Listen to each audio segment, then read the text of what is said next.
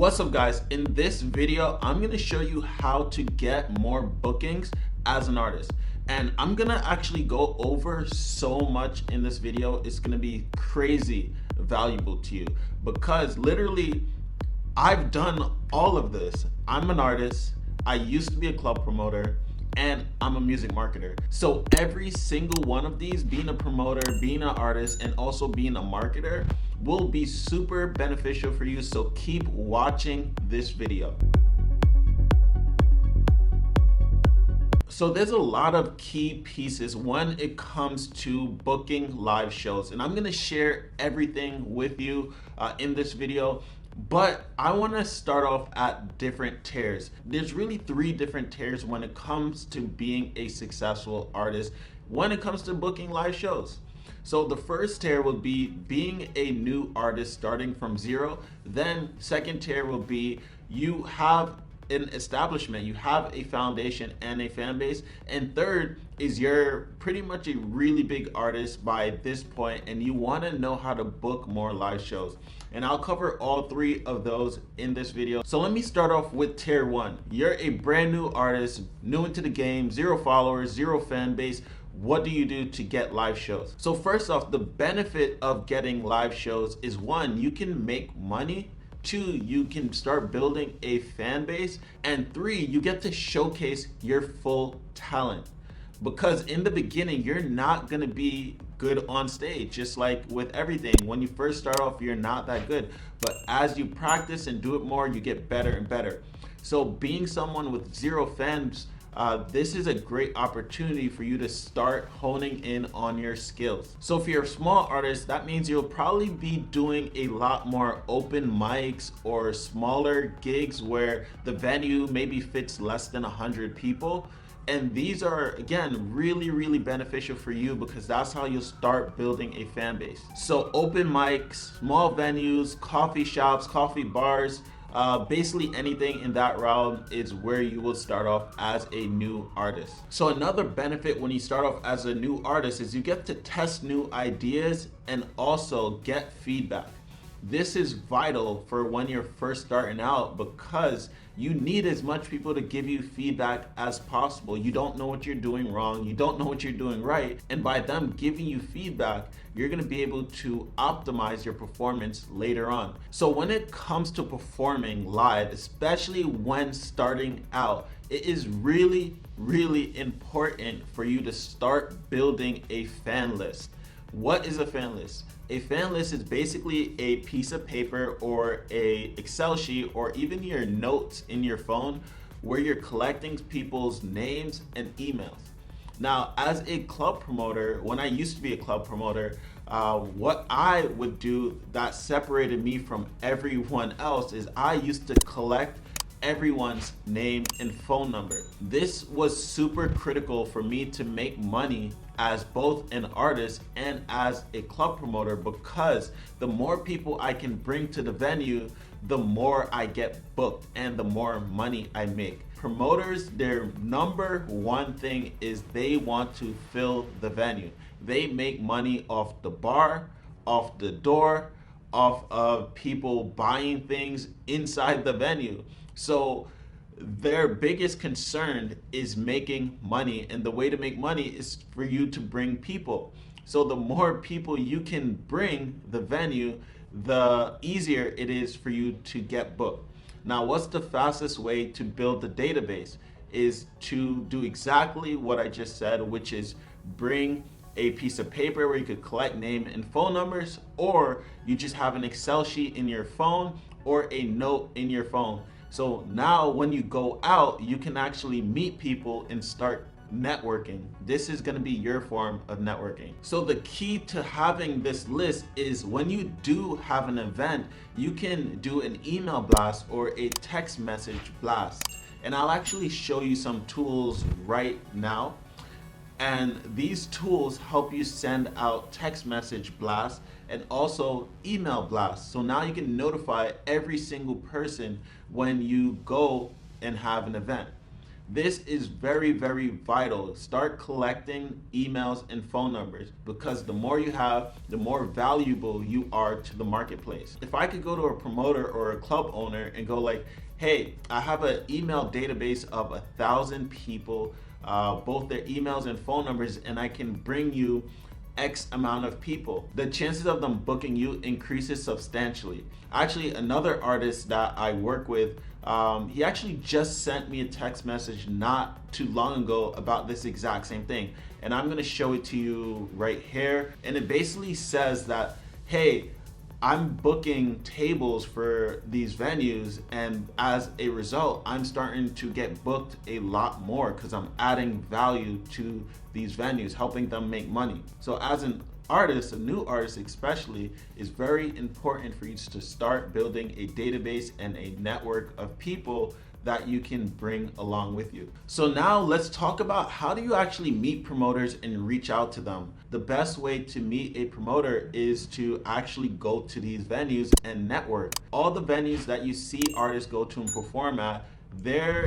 I'm 100% sure there's going to be promoters there, because that's how the venue fills the space. The other way is, maybe some of your friends have connections to promoters and they can introduce you. Or other artists who performed at that venue before, you can reach out to them and ask them, hey, can you introduce me to your promoter? And the other way to get live shows at venue is you can just email the venue and ask them what their policy and procedure is for getting bookings or throwing an event at their venue.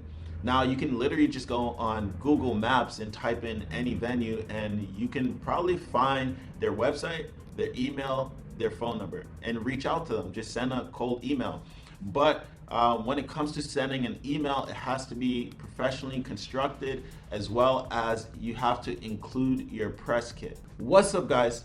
If you're liking this so far, don't forget to subscribe to my channel and hit that like button. Now, on the topic of press kit, I actually teach you and show you all of this in one of my videos right here, and it's basically the first quarter of my music marketing course for free.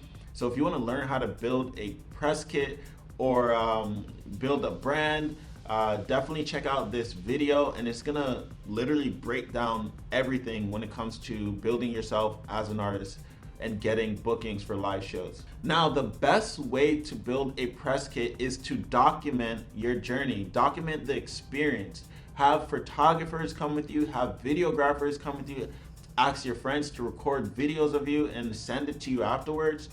There's tons and tons of ways to document your journey, but you want to document these things because it can go into your press kit. So yes, that was the first tier when it comes to being an artist and getting bookings for live shows.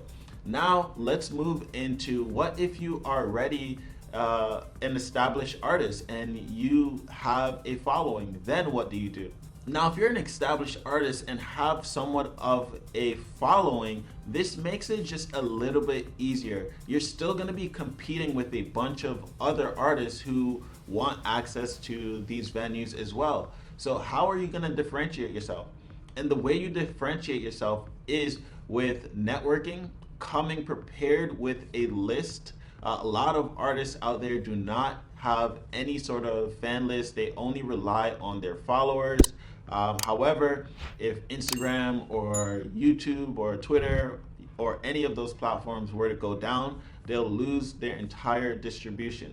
So it's really important for artists of every single level to build a fan list. Hey, I can bring you 100 people to this venue. I also can book on average around 2 to 3 tables. And just by saying this to a promoter, the chances of them booking you for shows now or in the future is going to be crazy high, because no other artist is going to be presenting them with this kind of data. So if you're an established artist, it's still really important for you to start building a database, because this is valuable. Think about companies. Companies sell for millions and millions of dollars because of the size of their database. Artists get booked at these big venues because of the size of their fan base.